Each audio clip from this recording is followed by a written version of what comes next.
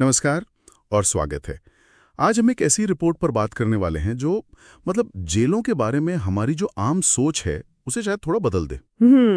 जब भी हम जेल पर रेड या छापामारी के बारे में सुनते हैं तो दिमाग में क्या आता है? वही हथियार, मोबाइल फोन, ड्रग्स। बिल्कुल। लेकिन आज की कहानी बिहार के पूर्णिया सेंट्रल जेल की है, जहां एक बहुत बड़ी छापामारी हुई और उसका जो नतीजा निकला वो काफी चौंकाने वाला था। बिल्कुल, और ये घटना शुक्रवार सुबह की है। और जैसा आपने कहा, ये कोई मामूली रूटीन चेकिंग नहीं थी। प्रशासन ने इसे बहुत ही ज्यादा गंभीरता से लिया। हाँ, टीम भी कोई छोटी मोटी नहीं थी। सुबह के 5 बजे जब ज्यादातर लोग सो ही रहे होते हैं, तब अपर समाहर्ता, एसडीएम, एसडीपीओ, ऐसे बड़े बड़े अधिकारी। ओह, तो काफी सीनियर लेवल के लोग थे। हाँ, और उनके साथ करीब 60 पुलिस वाले लोग जेल पहुंचे और तलाशी आप मानिए 2 घंटे से भी ज्यादा चली। और इस समय का सुबह सुबह का एक खास मकसद होता है। क्या? देखिए, सुबह की औचक छापामारी का मतलब है कि किसी को तैयारी का मौका ही न मिले।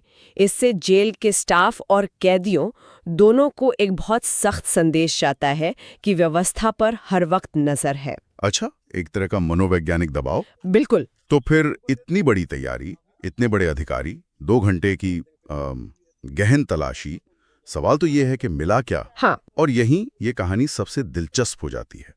इतनी मशक्कत के बाद रिपोर्ट के मुताबिक जेल से एक भी गैर कानूनी चीज नहीं मिली, कुछ भी नहीं। पहले नजर में तो ये सुनने में बहुत अच्छा लगता है। हाँ, कमाल की बात है। ये इस बात का संकेत हो सकता है कि जेल का मैनेजमेंट बहुत अच्छा है और वहाँ अनुशासन का सख्ती से पालन हो रहा है। लेकिन मुझे लग रहा है आप कुछ और कहना चाह रही हैं। देखिए, अक्सर ऐसी रेड में कुछ न कुछ तो मिलता ही है, तो इसके 2 पहलू हो सकते हैं।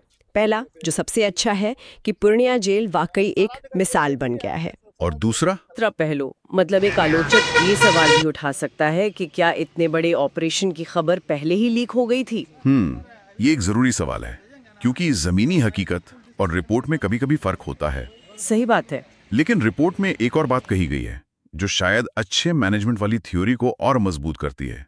अधिकारियों ने सिर्फ तलाशी नहीं ली। हाँ, मैंने भी पढ़ा। उन्होंने जेल के सभी 22 वार्ड, महिला वार्ड और यहाँ तक कि अस्पताल का भी मुआयना किया। और सबसे अहम बात, उन्होंने सीधे कैदियों से बात की। हाँ, उनकी परेशानियां जानने की कोशिश की।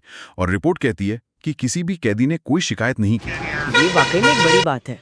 पर क्या हम ये मान सकते हैं कि कैदियों ने बिना किसी डर के सच बोला होगा? हो सकता है वो मैनेजमेंट के खिलाफ बोलने से डर रहे हो। ये शंका बिल्कुल जायज है और जेलों के माहौल में ऐसा होता भी है। पर रिपोर्ट में सुविधाओं का भी जिक्र है। अच्छा। हाँ, जैसे साफ सफाई, कैदियों के लिए बनने वाला खाना, अस्पताल की व्यवस्था, इन सब को संतोषजनक पाया गया। तो जब बुनियादी सुविधाएं ठीक हों तो शिकायतों की गुंजाइश वैसे भी कम हो जाती है। बिल्कुल।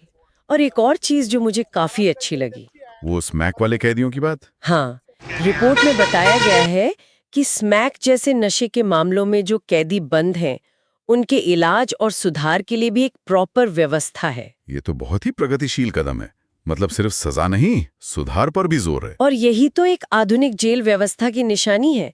ये दिखाता है कि प्रशासन सिर्फ कानून व्यवस्था पर ही नहीं, बल्कि कैदियों के पुनर्वास पर भी ध्यान दे रहा है। तो कुल मिलाकर पूर्णिया की तो एक बहुत ही सकारात्मक तस्वीर सामने आती है। हाँ, लेकिन आपका अगला सवाल मैं जानती हूँ कि क्या ये पूरे देश की हकीकत है? सही, क्योंकि एनसीआरबी के डेटा को देखें तो देश की ज्यादातर जेलें तो अपनी क्षमता से कहीं ज्यादा भरी हुई है। और वहाँ हालात अक्सर तनावपूर्ण रहते हैं। बिल्कुल, इसीलिए पूर्णिया का ये जो मामला है, ये एक अपवाद जैसा लगता है। देश की कई जेलें भीड़ भाड़, स्टाफ की कमी, इन सब चीजों से जूझ रही हैं। तो ये रिपोर्ट और भी खास हो जाती है। ये दिखाती है कि अगर इरादा हो तो सिस्टम में सुधार किया जा सकता है।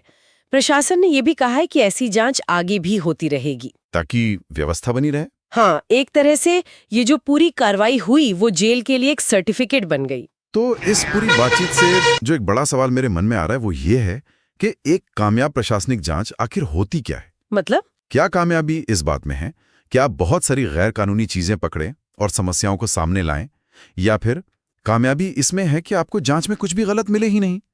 किसी भी सिस्टम की असली सफलता किसमें है? गड़बड़ी को पकड़ने में या गड़बड़ी को होने ही ना देने में? इस पर जरूर सोचिएगा।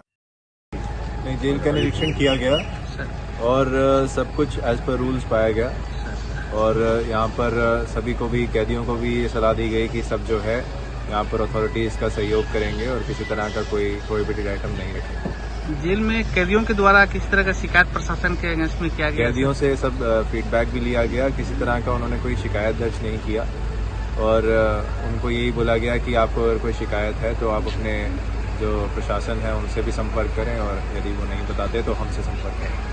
खासतौर से पूर्णिया के बारे में सुना जा रहा है कि यहाँ सीमांचल में कुछ नए बच्चे जो हैं एडिक्टेड स्मैक वगैरह के रहते हैं, तो उसके लिए कुछ खास व्यवस्था यहाँ रखा गया है? यहाँ पर जेल में जो मेडिकल फैसिलिटी है उसका भी निरीक्षण किया गया और उसमें देखा गया कि यहाँ पर जो स्मैक से पीड़ित लोग हैं उनका अच्छे से इलाज किया जा रहा है और ऐसे भी लोग देखे गए हैं जो दिन में 4 या 5 बार इसका सेवन करते थे, तो वो भी अब यहाँ पर ठीक हो रहे हैं।